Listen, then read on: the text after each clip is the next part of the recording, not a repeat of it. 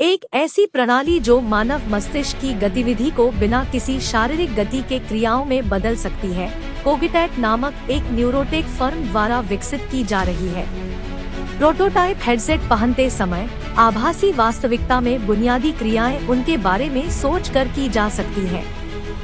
तो उदाहरण के लिए एक गेम में जहां VR जेट स्की को हैंडल द्वारा नियंत्रित किया जाता है, आप अपने हाथों को निचोड़ने के बजाय इसके बारे में सोचकर आगे बढ़ते हैं। एलोन मस्क की फर्म न्यूरालिंक इसी तरह की अवधारणा विकसित कर रही है। इसे ब्रेन कंप्यूटर इंटरफेस कहा जाता है और कई न्यूरोटेक कंपनियां इसकी खोज कर रही है। एक उद्देश्य यह है कि यह अंततः उन लोगों को फोन या कंप्यूटर को दूरस्थ रूप से नियंत्रित करने की अनुमति दे सकता है जिन्हें स्ट्रोक का सामना करना पड़ा है या मस्तिष्क की अन्य चोटें हैं। न्यूरालिंक की विधि में मस्तिष्क में ही एक चिप लगाने की आवश्यकता होती है। फर्म ने अब तक केवल जानवरों के साथ काम किया है और उनके इलाज के लिए आलोचना की गई है। इसने वीडियो जारी किया है जिसमें कहा गया है कि एक बंदर अपने दिमाग से वीडियो गेम पोंग खेल रहा है और एक सुअर की मस्तिष्क गतिविधि उसके मस्तिष्क में प्रत्यारोपित की गई है। मैंने इसे आजमाया और यह एक बहुत ही अजीब अनुभव है। शुरुआत करने वालों के लिए वास्तव में इसे किए बिना आंदोलन करने के बारे में सोचना जितना कठिन लगता है उससे कहीं अधिक कठिन है, और आपको अन्य चीजों के बारे में न सोचने का भी प्रयास करना होगा जो आपके मस्तिष्क की गतिविधि को बढ़ाता है और मोटर सिग्नल की तलाश करते समय तकनीक को डिकोड करने के लिए अधिक शोर पैदा करता है। मैंने अपने मस्तिष्क की गतिविधि को वास्तविक समय में अपने सामने स्क्रीन पर एक जटिल बहुस्तरित कार्डियोग्राम की तरह कभी नहीं देखा था।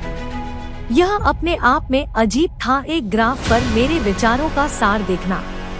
लेकिन जब आप सुनते हैं कि VR जेट्स की इंजन दहाड़ता है सिर्फ इसलिए कि आपने इसे करने के बारे में सोचा है, यह एक अविश्वसनीय भावना है। बेशक प्रोटोटाइप डिवाइस मेरे दिमाग को पूरी तरह से नहीं पढ़ रहा था, यह मेरे विचारों का अनुवाद नहीं कर रहा था या मेरी आत्मा में गहराई से देख रहा था। यह केवल मोटर कौशल संकेतों पर केंद्रित था। यदि आप सिस्टम के साथ बातचीत करना नहीं चुनते हैं तो कुछ नहीं होता है, श्री एडमोस कहते हैं। यदि आप इसका उपयोग करना बंद कर देते हैं तो आपसे कुछ भी नहीं लिया जाता है। अन्य फर्म विभिन्न प्रकार की मस्तिष्क गतिविधि पर ध्यान केंद्रित करती है, उदाहरण के लिए दृश्य संकेत, ताकि आप एक संख्या पर ध्यान केंद्रित कर सकें और स्क्रीन पर बटन दबा सकें। यह भी संभव है, लेकिन विवादास्पद पसंद और नापसंद जैसी अधिक व्यक्तिगत प्रतिक्रियाओं पर ध्यान केंद्रित करना। कोगिटैट का कहना है कि उसे उम्मीद है कि अगले 12 महीनों के भीतर उसकी तकनीक का एक कामकाजी प्रोटोटाइप होगा, लेकिन न्यूरोटेक के लिए अभी भी कई चुनौतियां हैं। विशेषज्ञ अभी भी मस्तिष्क गतिविधि के बारे में सीख रहे हैं। यह हम में से प्रत्येक के लिए व्यक्तिगत है और यह स्थिर नहीं है। यह पूरे दिन बदलता रहता है और थकान और निर्जलीकरण के साथ साथ उम्र बढ़ने जैसे कारकों से प्रभावित हो सकता है। इसका मतलब है कि किसी भी मस्तिष्क गतिविधि पठन प्रणाली को निरंतर अंशांकन की आवश्यकता होती है।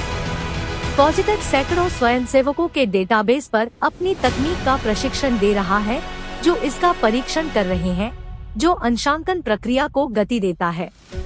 मैं टीम के कुछ लोगों से मिला, ज्यादातर छात्र जो बहुत उत्साही थे, रोगी का उल्लेख नहीं करने के लिए, क्योंकि उन्होंने प्रदर्शन के माध्यम से मेरा मार्गदर्शन किया।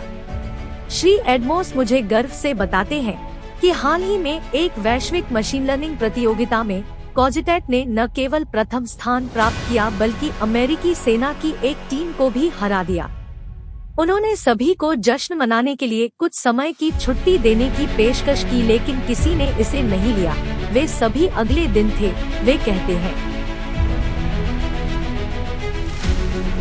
यह वास्तव में हमारे लिए आकर्षक है और हर कोई जो इस यात्रा में शामिल हुआ है